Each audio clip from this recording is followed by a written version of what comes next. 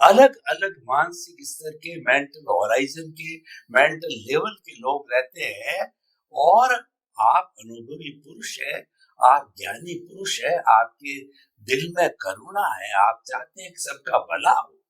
तो मैं आपसे एक प्रश्न करना चाहता हूँ, गांव का आदिवासी व्यक्ति जहां पर की वर्तमान का विज्ञान नहीं पहुंचा है, बिजली सड़क पानी भी नहीं पहुंचा है, और वो बेचारे आदिवासी का जीवन जीते, उनके बीच के अंदर हम जाएं, या उनका कोई प्रतिनिधि मंडल आवे और वो आपके सामने सत्संग करना चाहे, तो आप क्या रास्ता उनको बताओगे उनके पास में?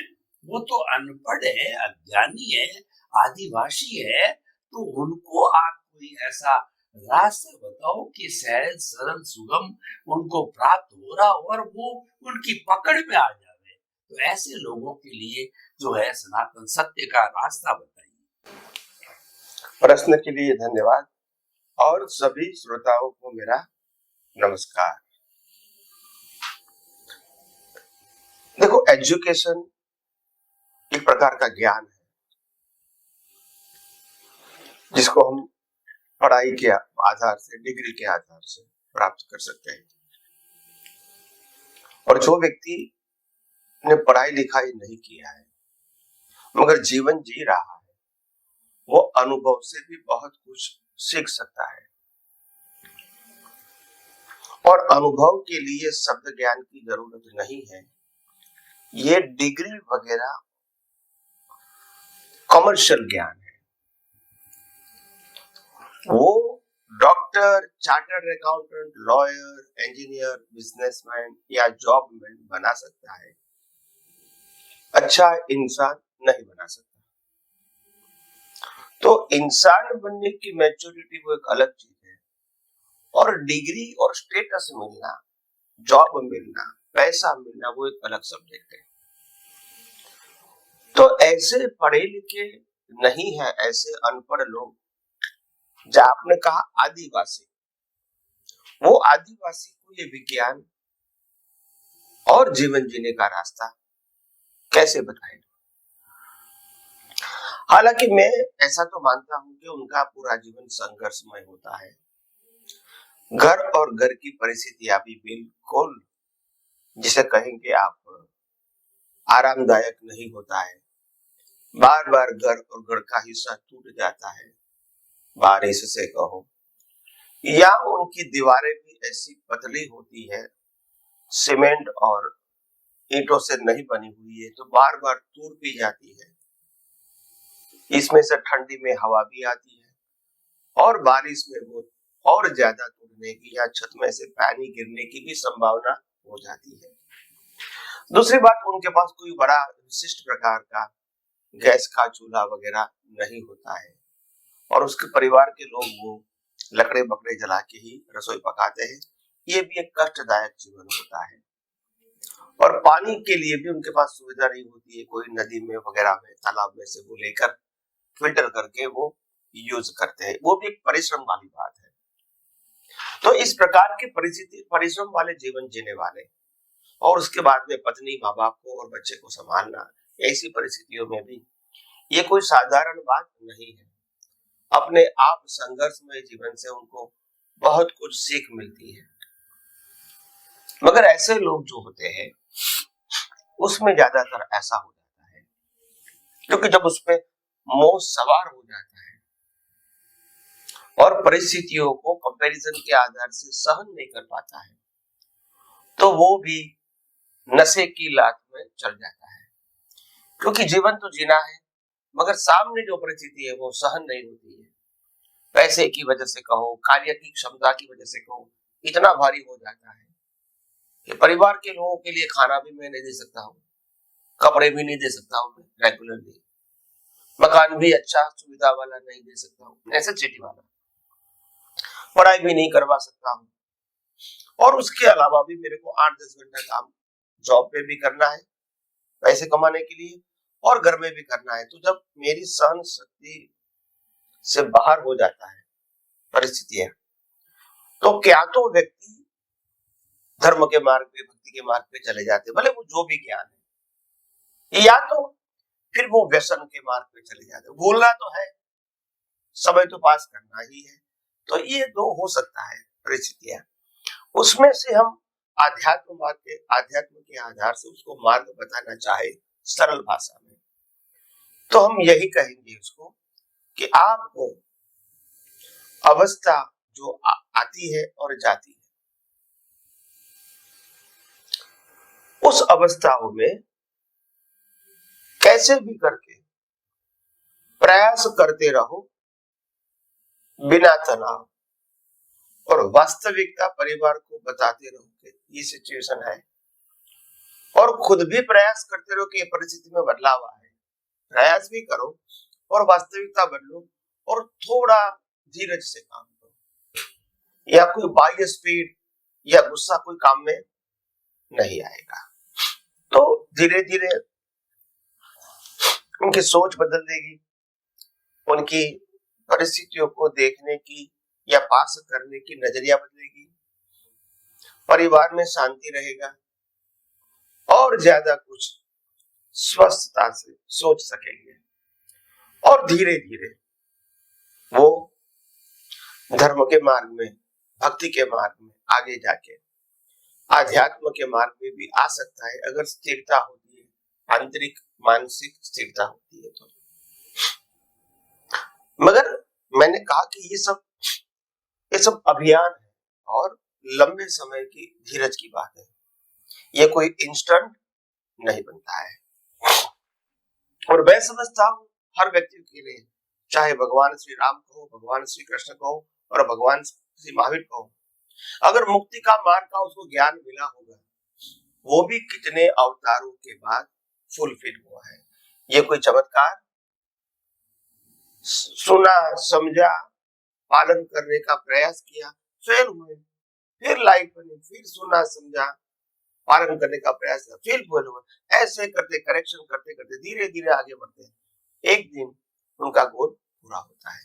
तो ये प्रक्रिया है, और प्रक्रिया को माननी पड़ेगी, मगर प्रक्रिया को धीरज के साथ मानो, जल्दबाजी मत करो।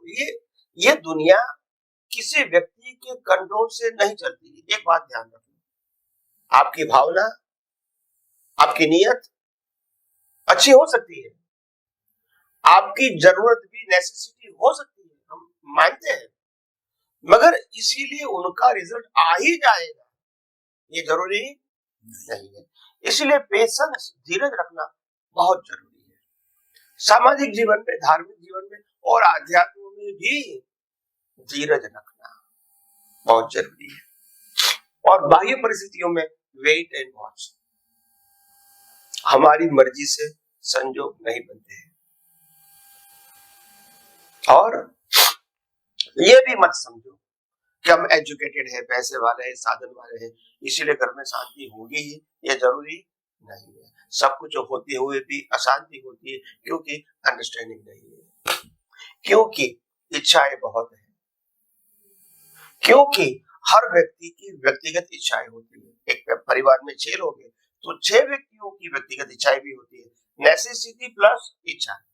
तो सभी व्यक्तियों की इच्छा पूरी करना यह पॉसिबल नहीं होता है परिवार में, मगर शांति से, धीरज से काम लेना है, और समय के ऊपर छोड़ना है, पैरेलल प्रयास भी चालू रखना है, और इतना शांति से आप काम लो ताकि आपके परिवार के लोग भी आपसे कुछ सीखें, बिना बोले आपका जीवन ही उनके लिए मैसेज बन जाए, केवल शब्द नहीं, जीवन।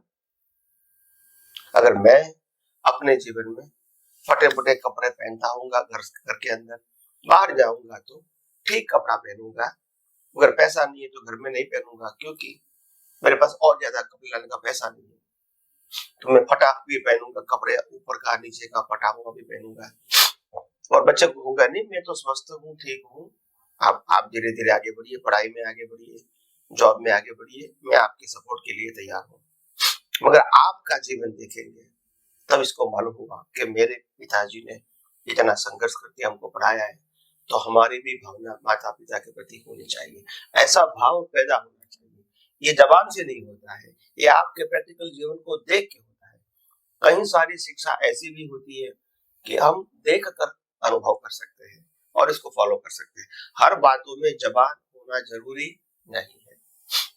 जैसे हमने भी अपने माँ बाप को देखा था, संघर्षमय जीवन, 10 व्यक्ति घर में थी और एक व्यक्ति की कमाई, और हम हमारे सभी बहनों भाइयों के अंदर 1-1.5 साल का अंतर था। तो इतने लोगों का कपड़ा, 100 रुपया की कमाई, 10 लोगों का खाना, उसमें सब कुछ प्रोवाइड करना, ये इजी नहीं था। मगर उनका संघर्ष भी था और माँ बाप की शिक्षा भी थी। और ऐसा भी नहीं कि वो खाना वाना नहीं देते थे, कपड़े वपड़े नहीं देते थे, मौज शौक नहीं था, नेसेसिटी प्रोवाइड करते थे कि भाई ड्रेस लाना है स्कूल में तो ड्रेस तो लाना ही पड़ेगा, मगर मीडियम क्लास का लाते थे। उसके अलावा नाश्ता वास्ता तो उस समय देते नहीं थे, पैसे भी नहीं थे, घर पे आके खाना खाओ बस 2 टाइम। और वहां यात्रा वात्रा होती थी तो भी पैसा नहीं देते थे क्योंकि वो है ही नहीं, तो फिर क्या करें। और कपड़े भी एक दूसरे के पहनते थे, किताब भी एक दूसरे की यूज करते थे, ताकि कम से कम पैसे में हम आगे बढ़े। तो ये कुछ सीखा भी, और माँ बाप के जीवन से हमने उनके पास से भी कुछ सीखा, उनके जीवन से भी सीखा। वो सरल रहते थे, शांत रहते थे, परिश्रमी रहते थे, कम खर्चे में कैसा जीवन जिया जाता वो सोचते थे।